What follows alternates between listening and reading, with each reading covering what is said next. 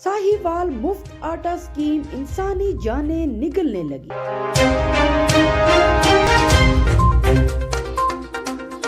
ज़रा के मुताबिक आज सुबह नवाज शरीफ पार्क में आटा लेने के हसूल की भगदड़ में 2 खवातीन जान की बाजी हार गई, जबकि 10 से 12 जख्मी हो गए।